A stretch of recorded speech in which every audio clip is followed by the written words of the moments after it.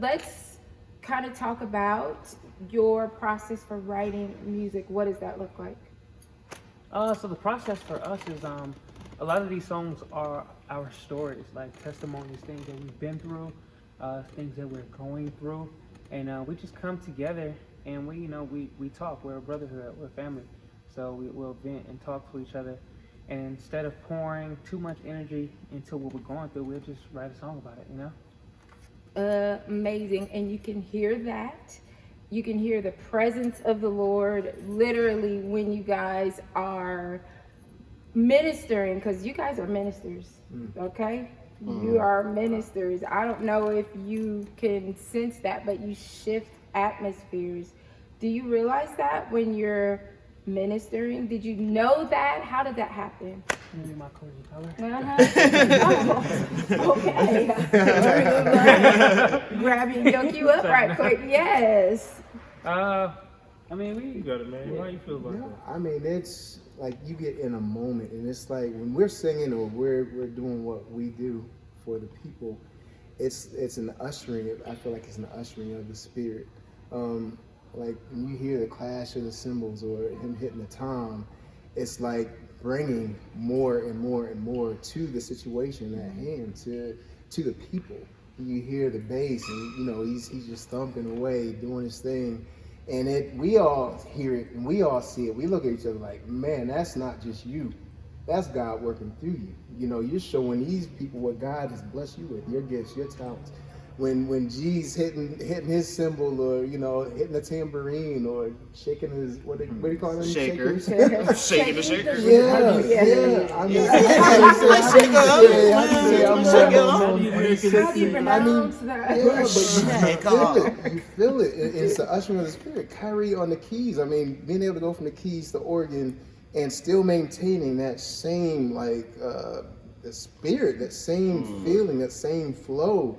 And it just gets deeper and deeper the more we get into it. Sometimes you gotta, like today I had a moment where, we're in there, we're ministering. I'm listening to Dunn, do his thing. And it's just like an ushering of the Spirit, like hit me, like, you guys write songs about what you're feeling right now, what I'm feeling right now.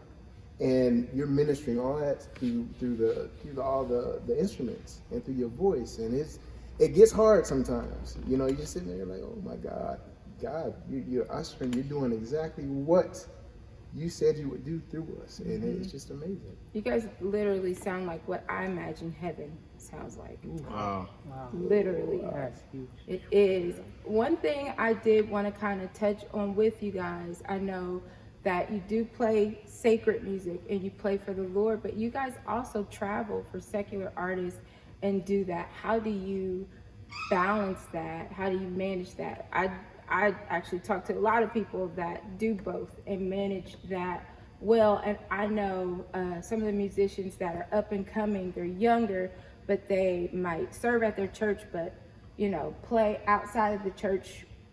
Give them some advice. How would they manage that lifestyle and stay pure? I think it's just balance, like you stated before, and also just having a relationship.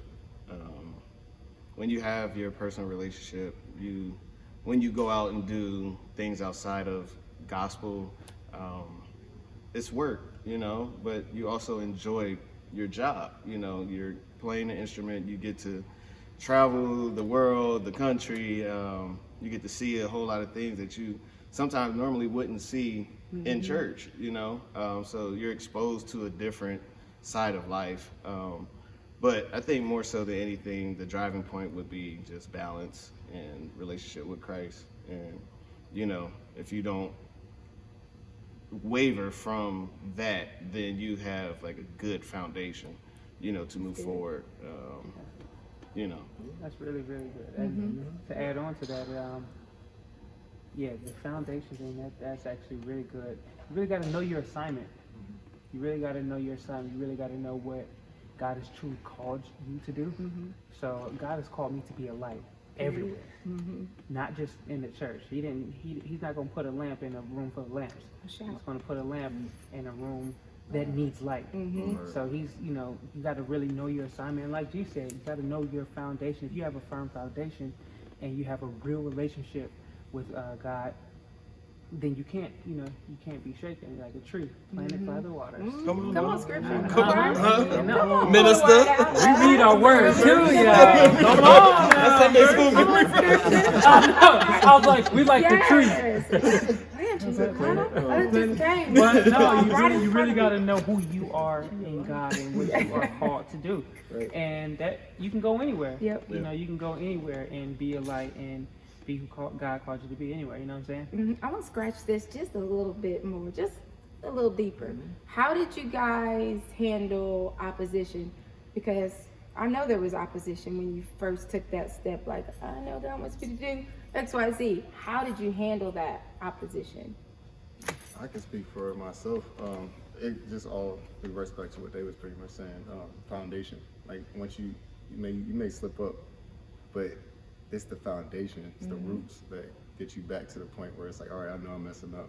I need to like backtrack and just figure out how to get back to where I was at. That's just how I look at it. Yeah, I would say, I think you have to be honest with yourself too. I think it's scary to make a blanket rule for everyone Yeah. and to say like, no one is supposed to go over here. Yeah.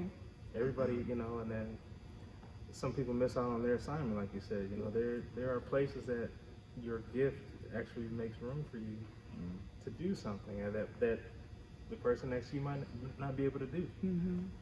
So you have to be honest with yourself and really